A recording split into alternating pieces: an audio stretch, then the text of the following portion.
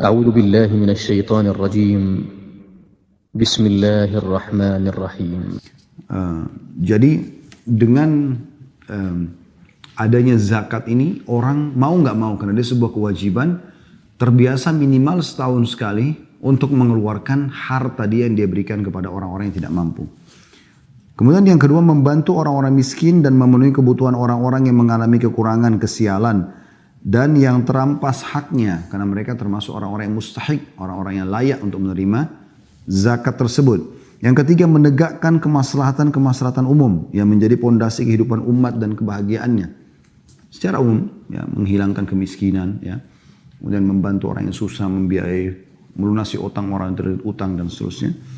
Kemudian yang keempat membatasi penumpukan kekayaan hanya pada tangan orang-orang kaya, para pedagang dan pengusaha semata, supaya harta tersebut tidak tertahan di lingkungan kelompok yang terbatas atau hanya beredar di kalangan orang-orang kaya saja. Ini hikmah diperintahkannya zakat. Ini di poin B-nya. Poin C-nya, hukum orang yang menolak membayar zakat. Orang yang menolak membayar zakat karena mengingkari kewajibannya adalah kafir. Bisa dikatakan tidak ada zakat itu. Nah, maka itu kafir, nggak bisa. Ini rukun Islam, gitu kan. Sedangkan orang yang menolak membayarnya karena kikir, tapi ia mengakui kewajibannya, sesungguhnya ia telah berdosa besar. Dan zakat harus diambil darinya secara paksa dengan memberikan teguran kepadanya. Jika ia membangkang tidak mau membayar zakat, perangilah ia sampai tunduk pada perintah Allah dan menunaikan zakat. Hal itu berdasarkan firman Allah Ta'ala dalam surah At-Taubah ayat 11. A'udzu billahi minasyaitonir rajim. Fa in tabu wa aqamus salata wa atuz zakata fa ikhwanukum fid din. Jika mereka bertaubat, mendirikan salat dan menunaikan zakat, maka mereka itu adalah saudara-saudaramu seagama. Nah, di sini kita lihat kalau orang taubat, dia salat, dia zakat, maka dia saudara kita seagama. Jadi ada perintah justru untuk menghardik dan menegur dengan tegas orang yang tinggalkan salat dan orang juga yang tidak membayar zakat. Sabda Nabi SAW menyatakan juga umirtu an uqatilan nas hatta yashhadu an la ilaha illallah wa anna Muhammad Rasulullah wa yuqimus salata wa yu'tuz zakah fa in fa'alu dhalika asamu minni dima'ahum wa amwalahum illa bihaqqil islami wa hisabum 'ala Allah. Aku diperintahkan untuk memerangi manusia sampai mereka bersaksi bahwasanya tidak ada Tuhan yang berhak disembah kecuali Allah dan bahwasanya Muhammad adalah utusan Allah, mendirikan salat, menunaikan zakat. Jika mereka melakukan hal-hal tersebut, maka mereka menjaga darah dan harta mereka dariku, kecuali dengan sebab hak Islam dan penghisaban mereka kembali atau diserahkan kepada Allah. Hadis riwayat Bukhari Muslim. Sejalan dengan itu ketika Abu Bakar As-Siddiq radhiyallahu anhu memerangi orang-orang yang menolak membayar zakat, ia mengatakan, jadi setelah Nabi SAW meninggal, ada sebagian dari orang-orang Arab yang beriman, tapi mereka beriman beberapa saat lalu pulang ke perkampungannya. Pada saat Nabi SAW meninggal, mereka menolak membayar zakat. Maka Abu Bakar marah pada saat itu.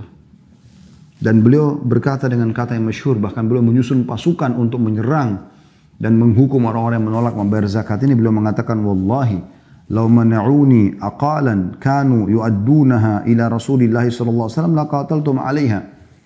Demi Allah, seandainya mereka menolakku untuk membayar seekor anak kambing yang dulu biasa mereka bayarkan kepada Rasulullah SAW, maka mereka akan aku perangi karenanya. Hadis ini riwayat Bukhari nomor 1400. Ya.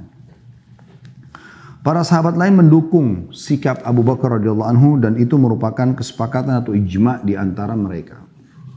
Jadi orang yang menolak bayar zakat ini, kalau dia membangkang, nggak ada zakat itu, kafir. Dia harus syahadat kembali kalau dia taubat. Atau dia nolak karena kikir nggak mau, maka pemerintah setempat mengambilnya secara paksa. Ya, itu yang dilakukan oleh Abu Bakar. Bahkan kalau mereka menolak dengan cara terang-terangan, maka diperangi. Ya, sampai mereka membayar zakat. Itu yang dilakukan oleh Abu Bakar radhiyallahu anhu dan didukung oleh para sahabat sebagaimana sudah kita jelaskan tadi dalilnya. Ini materi yang pertama berisikan hukum zakat, hikmah zakat dan juga hukum orang yang menolak membayar zakat. Kita masuk teman-teman materi yang kedua, jenis harta yang wajib dan tidak wajib dizakati. Poin A-nya, harta yang wajib dizakati. Nanti berarti ada poin B, harta yang tidak wajib dizakati. Sekarang kita masuk dulu harta yang wajib dizakati. Yang pertama, 2 logam mulia, emas dan perak. Dua logam mulia yang dimaksud di sini adalah emas dan perak. Termasuk yang wajib dizakati adalah barang-barang dagangan yang bisa dinilai dengan ukuran keduanya. Barang-barang tambang dan harta terpendam, dalam kurung biasa disebut juga harta karun, yang sejenis dengan keduanya, serta uang yang senilai dengan keduanya. Jadi uang, harta karun, emas, perak, semua masuk di dalam kewajiban zakat atau harta yang wajib dizakati. Kewajiban zakat atas barang-barang tersebut berdasarkan firman Allah Ta'ala dalam surah At-Taubah ayat 34 yang bunyinya a'udzubillahi minasyaitonirrajim walladzina yaknizuna adh-dhahaba wal fiddata wa la yunfiquna fi sabilillahi fabashshirhum bi'adzabin alim. Dan orang-orang yang menyimpan emas dan perak dan tidak menafkahkan di jalan Allah, maka beritahukanlah kepada mereka bahwa mereka akan mendapat siksa yang pedih. Jadi ini jelas emas dan perak disebutkan, dan yang semua senilai dengan emas dan perak ini. Sabda Rasulullah SAW, "Laisa fima duna khamsi awaqin sadaqah." Harta yang tidak mencapai 5 uqiyah tidak wajib dizakati. Jadi ada footnote di situ nomor 1029, 1 uqiyah sama dengan 40 dirham. 1 dirham kurang lebih 2,975 gram perak. Jadi 5 uqiyah sama dengan 595 gram perak. Di bawah ini tidak wajib dizakati. Ya. 595 gram perak. Ya, hampir setengah kiloan ya, atau lebih dari setengah kilo perak. Baru dizakati gitu. Ini kurang lebih kalau emasnya 85 gram emas. Ya. Kata Nabi SAW, harta yang tidak mencapai 5 uqiyah tidak wajib dizakati. Hadis ini riwayat Bukhari nomor 1447, Muslim 979. Juga sabda Nabi SAW, al-ajma'u jarhuha jubarun, wal bi'ru jubar, wal ma'dinu jubar, wa fir rikazil khums. Hewan ternak dalam kurung yang terlepas kemudian merusak, tidaklah ada denda atas pemiliknya, dan pada sumur tidak ada kewajiban atas siapapun,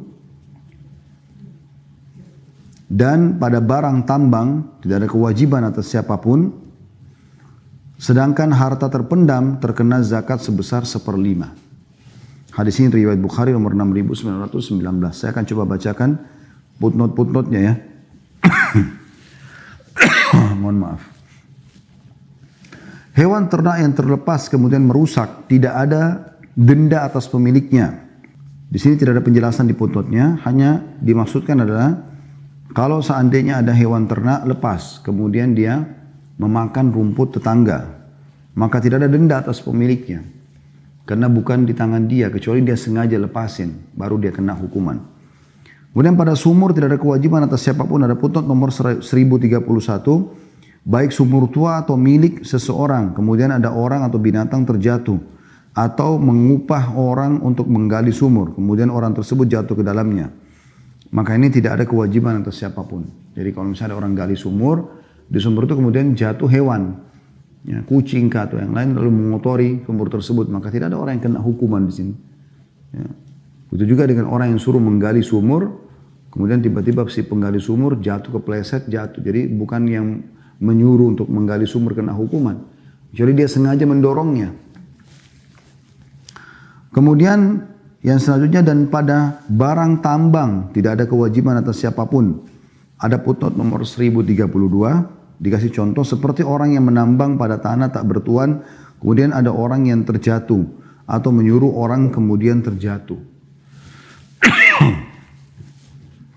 Ini tidak ada hukuman terhadap perusahaan misalnya yang mempekerjakan orang pada pertambangan lalu orang itu celaka. Kecuali memang dia sengaja dicelakakan. Tapi kalau tidak, maka tidak ada hukuman terhadap pemilik tambang gitu. Itu dimaksud di sini. Sedangkan harta terpendam terdapat zakat sebesar 1/5. Ini kalau misalnya kita beli tanah, terus kemudian tiba-tiba kita menemukan di situ ada harta karun, maka pada saat kita terima atau mendapatkan itu kita mengeluarkan 1/5-nya. Ya. Kurang lebih 20%. 1/5 itu berarti 20% dari harta yang ditemukan dikeluarkan sebagai zakat. Itu yang pertama, emas dan perak. Yang kedua, harta yang wajib dizakat adalah binatang ternak. Binatang ternak yang wajib dizakat adalah unta, sapi, dan kambing. Maksudnya dizakati dalam bentuk hewan juga yang dikeluarkan sebagai zakatnya. Jadi selain 3 hewan ini seperti ayam, ikan, itu masuk dalam total harta. Berapa nilainya lalu digabungkan dengan total harta lalu dimasukkan dalam poin yang pertama tadi. Ya. Jadi masuk dalam modal, uang. Tapi kalau binatang ternak Anda, salah satu dari 3 jenis ini, unta, sapi, ataupun kambing, maka kalau sudah mencapai haulnya, masa setahun, dan nisab, kadar minimalnya nanti akan disebutkan ada kadar minimalnya, maka wajib dizakati dari jenis hewan itu sendiri. Binatang ternak yang wajib dizakati kata beliau adalah unta, sapi, dan kambing berdasarkan firman Allah Ta'ala dalam surah Al-Baqarah 267. A'udzu billahi minasyaitonir rajim. Ya ayyuhalladzina amanu anfiqu min thayyibati ma kasabtum. Hai orang beriman, nafkahkanlah di jalan Allah sebagian dari hasil usaha kalian yang baik-baik. Dan sabda Rasulullah SAW kepada orang yang bertanya kepada beliau tentang hijrah. Waihak inna sya'naha syadid. Fahal laka min ibilin tuaddi sadaqataha? Qala na'am. Qala fa'mal min wara'il bihar. Fa inna Allah lam yatiraka min amalika syai'a. Celakalah engkau, sungguhnya hijrah itu merupakan perkara yang besar. Apakah engkau mempunyai unta yang wajib dikeluarkan zakatnya? Orang tersebut mengatakan iya. Maka kata Rasulullah SAW, bekerjalah walaupun dari belakang kota. Karena sungguhnya Allah tidak akan mengurangi sedikit pun dari perbuatanmu. Hadis ini riwayat Bukhari nomor 1452. Artinya ada potongan sabda Nabi SAW, فَهَلْ لَكَ مِنْ إِبِلٍ تُؤَدِّي صَدَقَتُهَا atau sadaqataha. Apakah kau punya unta yang wajib dikeluarkan zakatnya?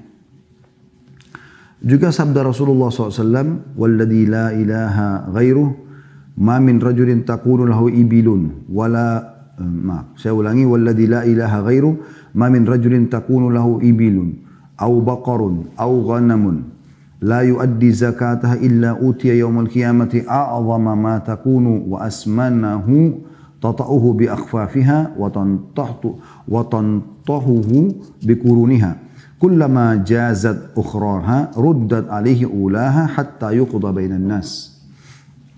Dan demi zat yang tidak ada Tuhan yang berhak disembah melainkan Dia, tidaklah seseorang yang memiliki unta, sapi atau kambing, tapi ia tidak mengeluarkan zakatnya, maka akan datang kepadanya pada hari kiamat hewan yang lebih besar dan lebih gemuk dari yang dimilikinya di dunia, yang menginjak-injaknya dengan telapak kakinya dan menanduknya dengan tanduk-tanduknya. Dan setiap kali hewan yang terakhir telah melewatinya, maka hewan pertama kembali lagi kepadanya, menginjak dan menanduknya, hingga keadilan ditegakkan di antara manusia. Hadis riwayat Bukhari nomor 1460. Jadi ini ada saksi bahasan kita tentang wajibnya mengeluarkan zakat hewan ternak. Ya. Kita masih bicara sekali lagi jenis-jenis yang wajib dizakati. Ya.